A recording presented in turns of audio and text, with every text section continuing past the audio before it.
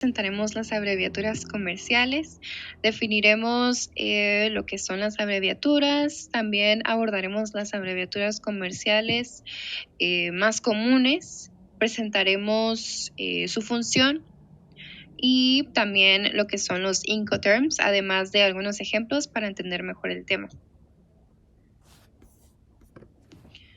Primero comenzamos por definir qué es una abreviatura. Una abreviatura es una palabra que se acorta. Usualmente las abreviaturas se emplean en textos de carácter comercial. Estas abreviaturas son, pues sí, llamadas tipo abreviaturas comerciales, que pues sirven para tener un término más práctico y más sencillo. ¿Por qué son tan importantes estas abreviaturas? Pues resulta que estas se utilizan en diferentes documentos, en diferentes textos de carácter comercial, porque permiten resumir el nombre de los comercios internacionales, de manera que dan a entender la OMC como aquí tenemos. La OMC es una organización mundial de comercio. Esta organización es una organización internacional que permite regular el comercio mediante ciertas normas y pues se suelen emplear diferentes tipos de abreviaturas para resumir los acuerdos, que suelen ser extensos y complejos.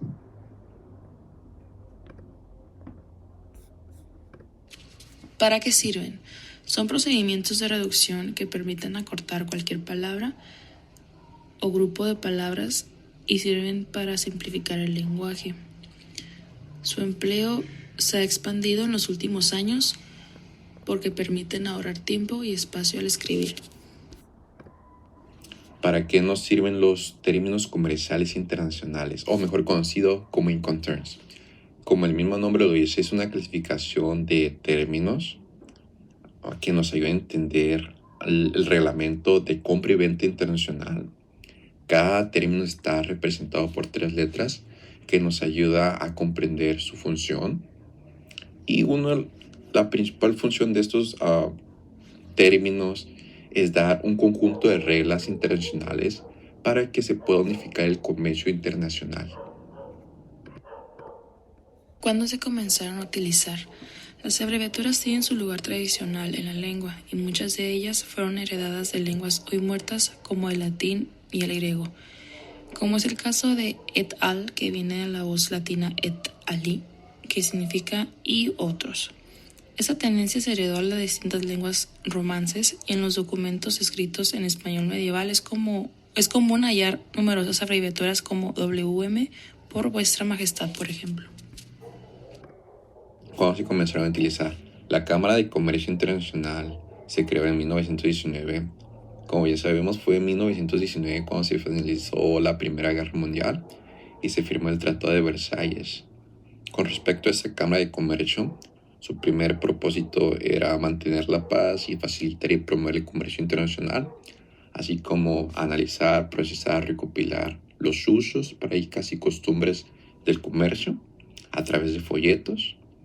Uno de los principales exponentes fue el Incoterms, los términos comerciales internacionales, que más que nada era para dar un reglamento internacional. Los Incoterms 2010, los cuales fueron vigentes desde el 1 de enero de 2011, en las cuales se incorporan diversas modificaciones relacionadas a la logística de las operaciones del comercio internacional.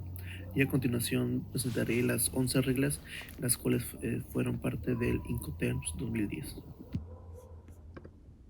Los siguientes son los términos que se incorporó en las Intercoms 2010.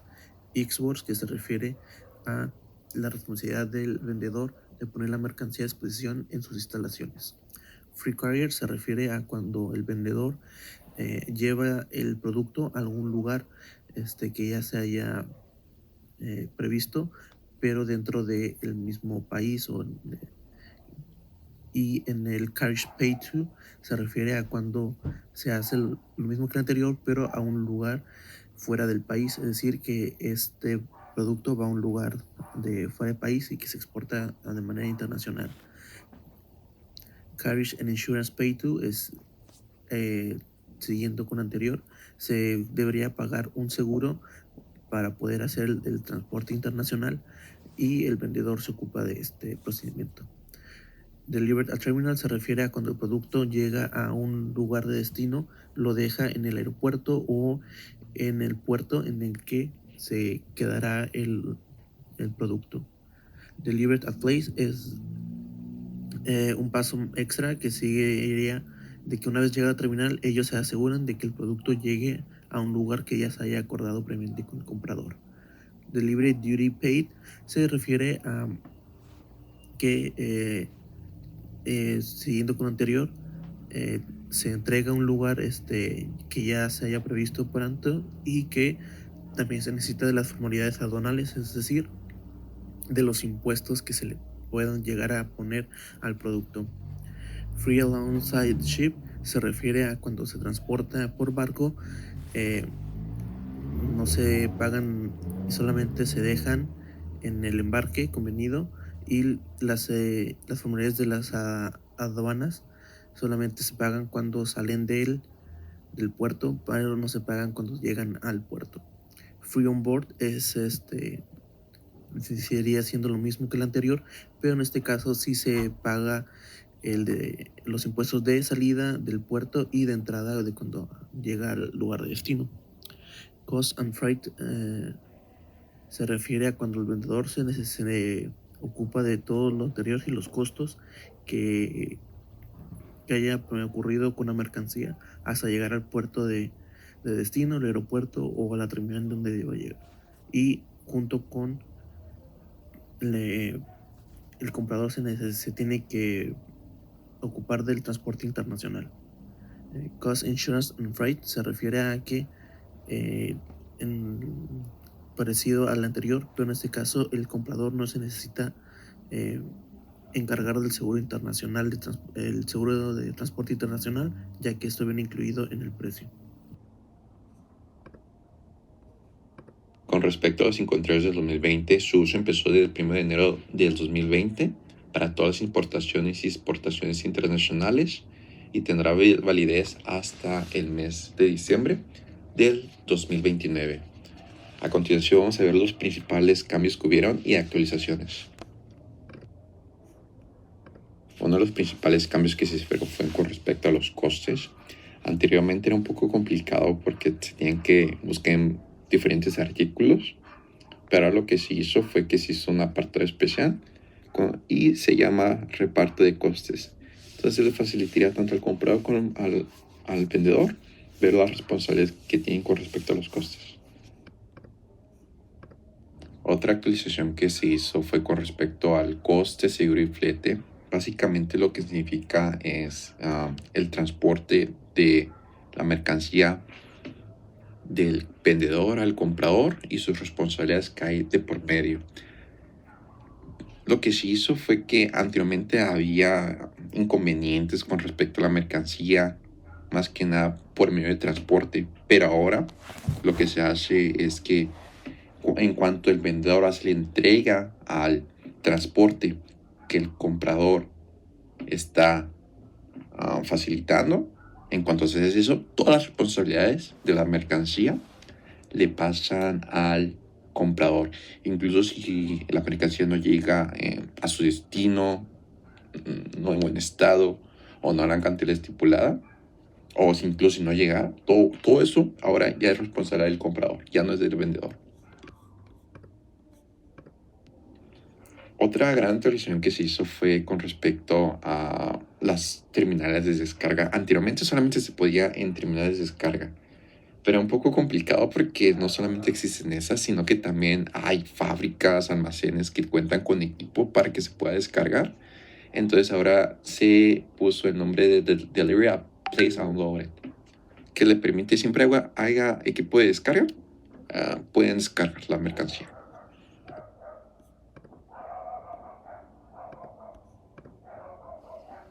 Por último, vamos a ver un ejemplo en contexto de intercom franco a bordo. Y para este ejemplo vamos a tomar una empresa china que digamos que en este caso vende a la empresa mexicana Construcciones Morales un contenedor completo de luces LED para una bodega industrial que están construyendo. El comprador se encuentra en la Ciudad de México y el vendedor está en China, en una fábrica cercana al puerto de Shanghai. Lo que va a ocurrir a continuación es que el vendedor se va a encargar de empacar el producto, cargar las luces LED en su fábrica al tráiler, llevar el contenedor a Shanghai, cargarlo al primer buque en Shanghai, mientras que el comprador, por otra parte, tendrá la responsabilidad siguiente. El comprador paga el transporte Shanghai-Manzanillo, se encarga de trámites aduanales, así como pago de impuestos en México. También transporta las mercancías de Manzanillo a la Ciudad de México por medio del tren u otro transporte carretero. Por último, descarga sus mercancías en la bodega ubicada en la alcaldía Azcapotzalco, en la Ciudad de México. Aquí vemos un ejemplo de coste, seguro y flete. Podemos el ejemplo de una empresa de Estados Unidos que importa de Japón computadoras para comercializar dentro de ese país. Lo que significa que Estados Unidos está comprando computadoras a Japón y básicamente lo que va a hacer es comercializarlas dentro del país. Y se utilizan aquí en este caso los términos de coste, seguro y fletes. Como vemos, la empresa japonesa se encargaría del despacho de exportación de las mercancías en el puerto de embarque. Aquí ponemos en embarque en Yokohama. Y ellos son los que están dando el transporte principal, el seguro, hasta el puerto de Long Beach, California. Y con respecto a la empresa americana, realizaría el despacho aduanero de importación, asumiendo el riesgo de pérdida y daño de la mercancía desde el lugar de entrega. Como habíamos comentado anteriormente, ahora en cuanto llega la mercancía al comprador, ahora el comprador se hace cargo de la mercancía, de su responsabilidad.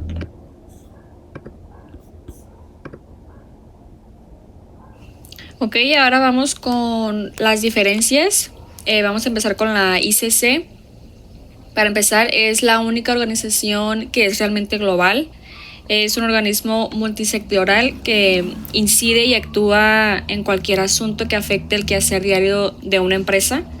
Son un organismo consultivo, como por ejemplo de la ONU, del Banco Mundial, de la Organización Internacional del Trabajo y de la Organización Internacional de Empleadores.